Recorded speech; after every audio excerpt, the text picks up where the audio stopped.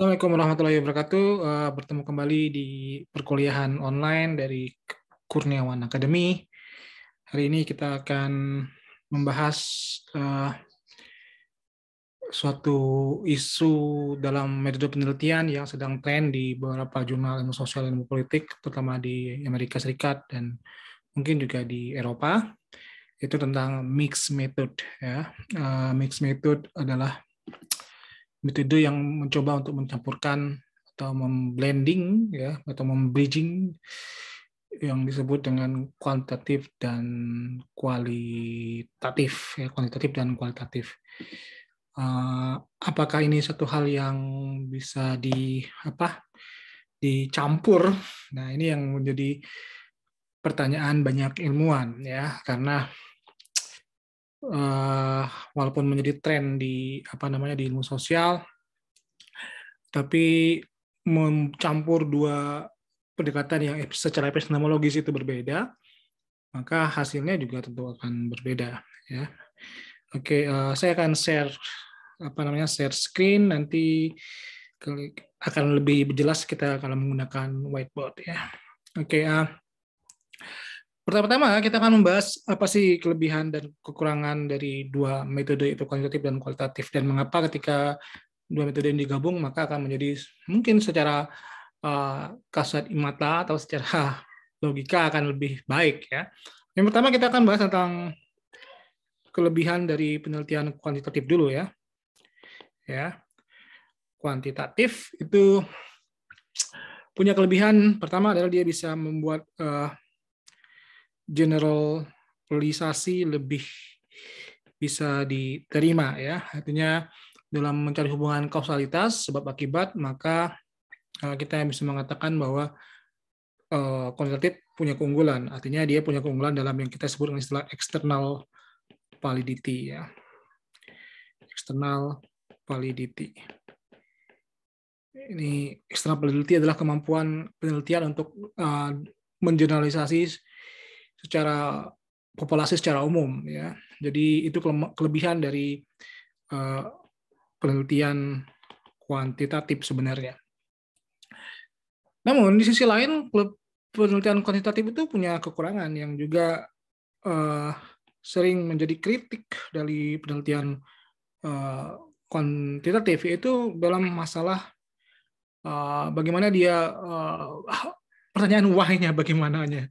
Ya, dia hanya memberi hubungan kausalitas sebab akibat, misalnya demokrasi berhubungan dengan kesejahteraan misalnya. Semakin tinggi demokrasi, makin tinggi kesejahteraan. Tapi bagaimana mekanisme X dan Y itu ya antara independent variable dan dependent variable itu prosesnya gimana? Nah, dia nggak bisa menjelaskan karena dia hanya mengkalkulasi hubungan yang kita kenal sebab akibat melalui mungkin bisa jadi dengan yang paling sederhana lah dengan menggunakan regresi ya, hitungan regresi X dan Y.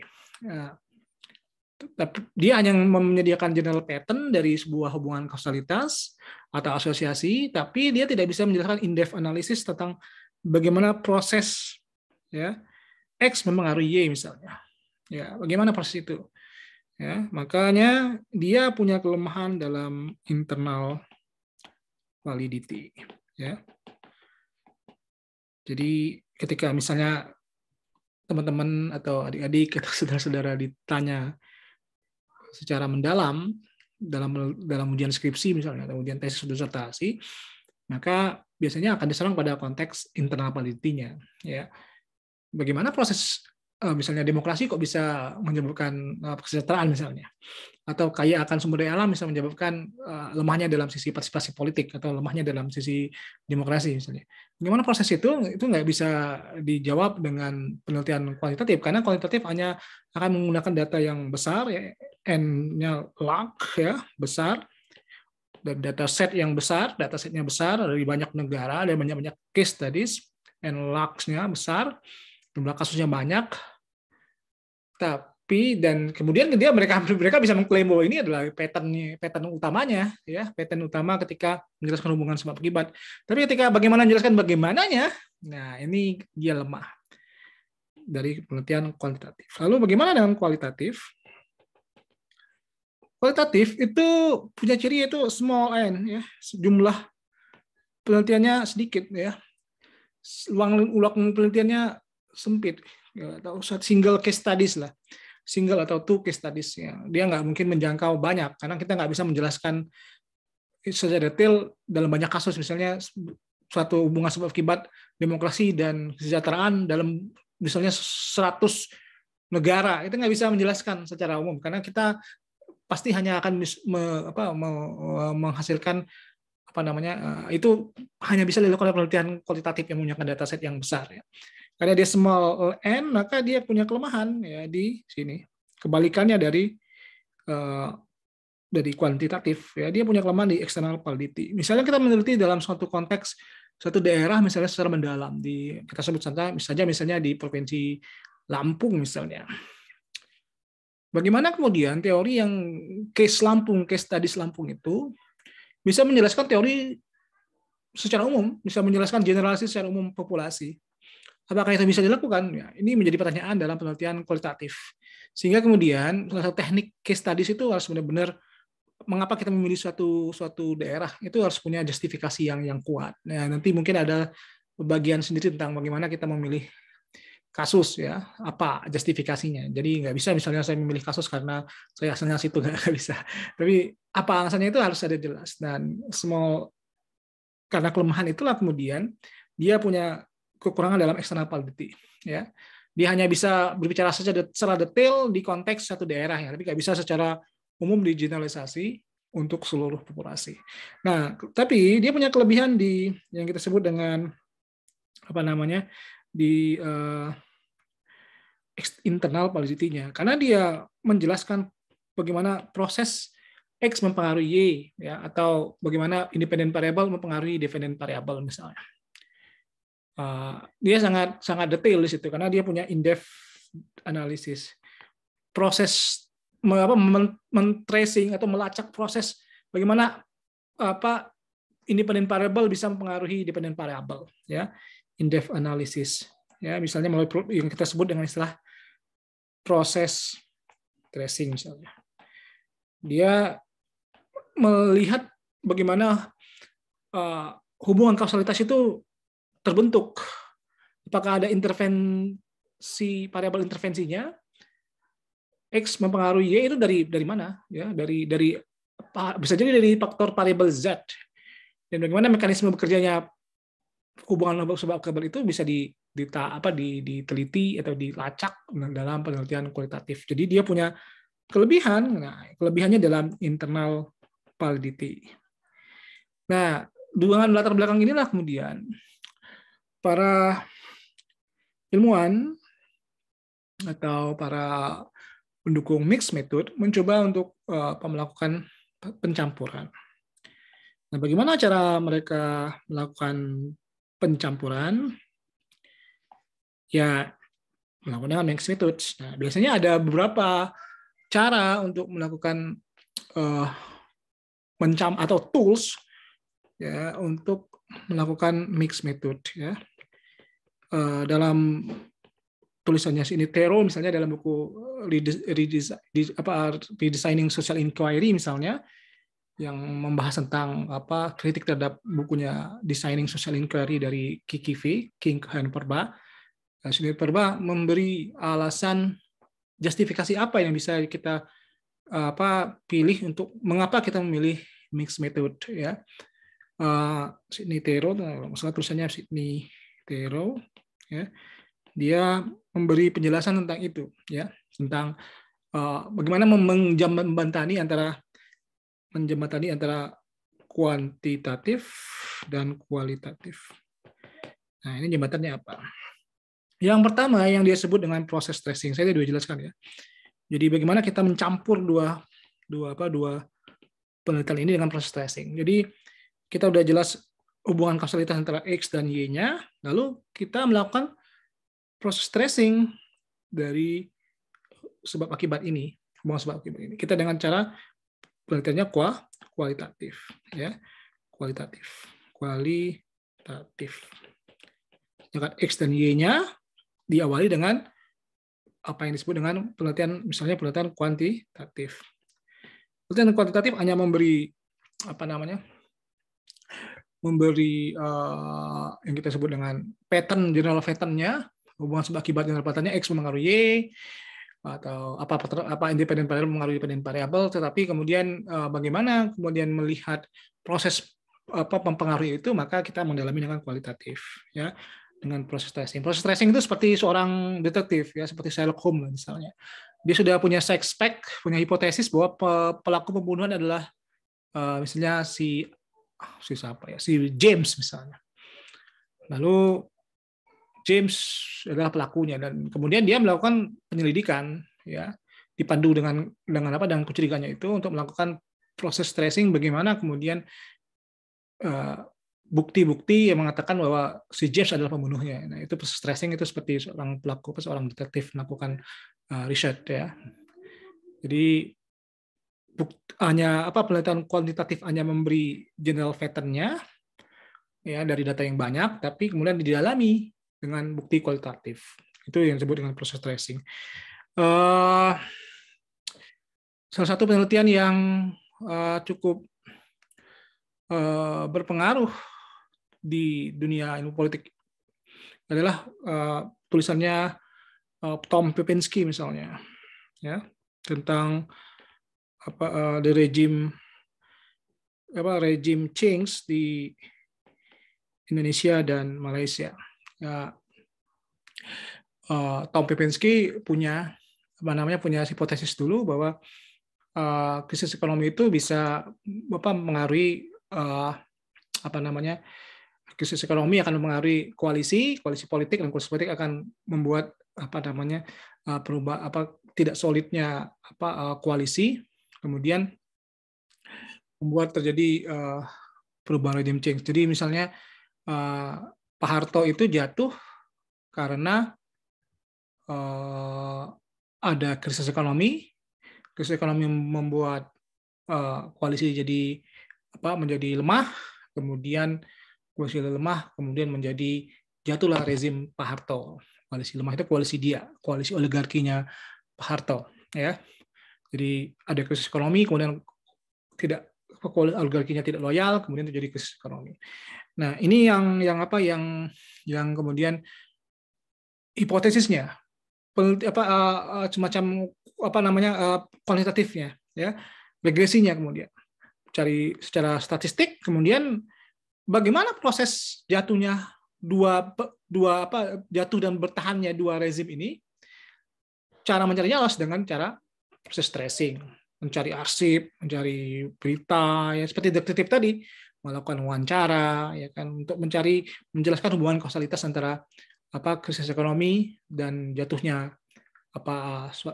rezim di krisis ekonomi tahun 98. Atau caranya Making Democracy Work-nya Robert Putnam misalnya, ya. Putnam dalam Making Democracy Work-nya itu dia pertama kali melakukan survei, ya, tentang kualitas pemerintahan di Italia Utara dan Italia Selatan. Kenapa Italia Utara lebih baik dari Italia Selatan? Nah, kemudian untuk dia melakukan survei, lalu terjadi perbedaan antara Utara dan Selatan, lalu mencari mengapa penyebabnya, why-nya. Jadi pertanyaan why ini, mengapa sih ada terjadi perbedaan dari seri survei itu. Lalu dia melakukan proses tracing, kemudian dia menatakan bahwa proses zaman Renaissance lah yang pengaruhi struktur yang kita sebut dengan istilah social capital antara Utara dan Selatan. Social capital itu kemudian mempengaruhi kualitas demokrasi atau good governance, kualitas pemerintahan di Utara dan di Selatan. Jadi teorinya adalah social capital mempengaruhi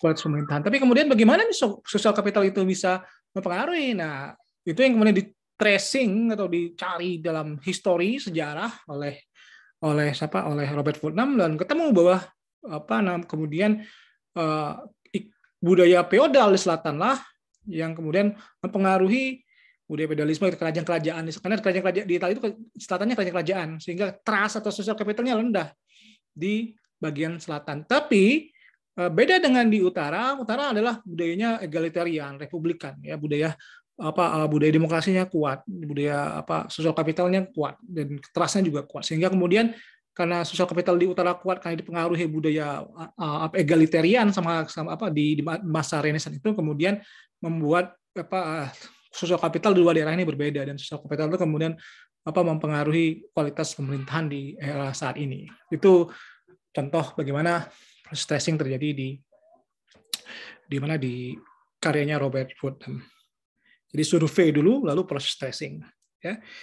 Yang kedua, yang kita juga bisa data, zamannya tipping point. Ya. Tipping point ini adalah sama awalnya dari kuantitatif dulu. Ya, kita cari pattern-nya, general pattern-nya, karena untuk menutupi kelemahan eksternal validity-nya, bagaimana teori itu bisa menjelaskan fenomena secara umum, ya bisa ditarik ke populasi yang lebih luas, ya. Lalu ada kualitatif. Namun bedanya dalam memilih case studies-nya, ya, kuantitatif itu menyediakan yang disebut dengan tipping point, turning point, ya. Jadi kalau kita melakukan penelitian, melakukan regresi yang sifatnya time, ya, timeline, ya, time series, ya, kita akan melihat bagaimana ada suatu saat ada yang disebut turning point, itu perubahan yang signifikan pada masa, misalnya pada tahun berapa atau pada era apa, ya, kapan misalnya itu terjadi, ya. Misalnya kita meneliti tentang ekonomi Indonesia dari tahun 66 sampai tahun 98 misalnya. Lalu ada turning point, itu ekonomi melemah mungkin pada tahun 78 misalnya. 78 ya, tahun 82 misalnya, ketika tapi kenapa terjadi hanya regresi tim series hanya menyediakan kurva dan general pattern-nya, dan di situ kita ketahuan ada titik di mana terjadi perubahan signifikan, misalnya di seri itu, misalnya tahun 82 misalnya, kenapa ekonomi kita menurun misalnya. Nah, kemudian itulah yang menjadi masukan untuk case studies itu, ya. Jadi kualitatif kemudian mendalami mengapa dalam general pattern itu ada turning point, seperti itu. Lalu yang ketiga disebut dengan triangulasi, ya. Triangulasi adalah kita mengkonfirm kasus yang sama, ya, masalah yang sama, misalnya rumusan masalah yang sama atau puzzle riset yang sama, tapi dengan dua metode yang berbeda. Misalnya kita ingin meneliti tentang pengaruh tambang timah, yang pengaruh kaya akan sumber daya alam di Indonesia terhadap kualitas demokrasi, misalnya kualitas demokrasi. Lalu kita melakukan yang disebut dengan regresi, ya, kita menemukan seberapa kuat signifikan misalnya regresinya. Lalu kemudian kita jelaskan, kita confirm hasil temuan kita dengan penelitian kualitatif, ya. Namun masalahnya kemudian seberapa besar kita bisa menjangkau case studies-nya. Nah, ini yang jadi pertanyaan. Jadi memang kemudian bisa jadi kita melakukan yang disebut dengan ketika kita punya masalah yang sama, kita melakukan triangulasi, maka kita bisa lihat model penelitian kita, apakah modelnya adalah sempurna misalnya, ya, kita ambil contoh misalnya X dan Y, ya, ada titik seperti ini, dan kemudian kita milih suatu kasus case studies misalnya yang merepresentasikan, misalnya ini adalah, ya, Pulau Bangka misalnya, ya, Provinsi Bangka Belitung, ya, ini yang terhubungan antara kaya akan sumber daya alam dan demokrasi misalnya, ya. Dan ada di titik sini misalnya ada kasus Pulau Bangka misalnya. Dan ini Pulau Bangka ini bisa merepresentasikan misalnya, ya, karena dia regresinya bagus, maka Pulau Bangka bisa kita pilih sebagai perwakilan untuk menjelaskan hubungan kausalitas, ya, mengkonfirm kembali triangulasi kita, penelitian kuantitatif kita dengan kualitatif. Jadi kita mereview, mengkonfirmasi kuantitatif dengan kualitatif, atau sebaliknya juga bisa kualitatif dulu, kemudian kita melakukan kualitatif. Atau sama hal juga bisa kita meneliti di Bangka misalnya secara mendalam, kemudian kita ingin mengkonfirmasinya, kita ngambil kasus yang lebih besar misalnya, seperti itu. Nah, pertanyaannya gimana kalau misalnya modelnya nggak sempurna misalnya. Nah, ini menjadi trigger sendiri. Kita punya model, tapi kita punya model, tapi model kita nggak mengatakan tidak signifikan. Ya bisa jadi kemudian kita nggak membuang, mengabaikan, istilahnya tidak menampilkan hasil model kita, tapi kita hanya menampilkan penelitian kualitatif kita. Misalnya saya sudah melakukan survei misalnya, oh ternyata modelnya kurvanya nggak linier, misalnya kurvanya itu nggak terbentuk linearitas. Kemudian regresinya tidak signifikan misalnya, square-nya ngacau misalnya. Lalu apa yang kita lakukan ya kita buang aja penelitian kualitatif kita dan kita dalami dengan kualitatif, karena ternyata kualitatif tidak bisa menjelaskan hubungan sebab akibat, maka kita menggunakan kualitatif. Itu triangulasi. Sebenarnya masih banyak metode-metode lain, tapi ini aja yang bisa kita gunakan ya, 3 ini ya. Tadi yaitu pertama adalah proses tracing, lalu tipping point, dan triangulasi. Intinya adalah penelitian mixed method adalah mencoba untuk menutupi 2 kekurangan dan dari kuantitatif dan kualitatif. Mungkin itu yang bisa saya sampaikan di kuliah singkat ini. Mudah-mudahan bisa berguna bagi mahasiswa dan dosen. Bagaimana praktisnya penelitian ini mungkin bisa ditanya secara langsung di kolom komentar. Jangan lupa di subscribe dan dibunyikan loncengnya ya, dan jangan lupa juga di share, siapa tahu nanti bisa bermanfaat bagi banyak orang. Inilah hasil kuliah hari ini, kuliah online hari ini. Mudah-mudahan kita akan membahas lagi tema-tema penelitian berikutnya. Assalamualaikum warahmatullahi wabarakatuh.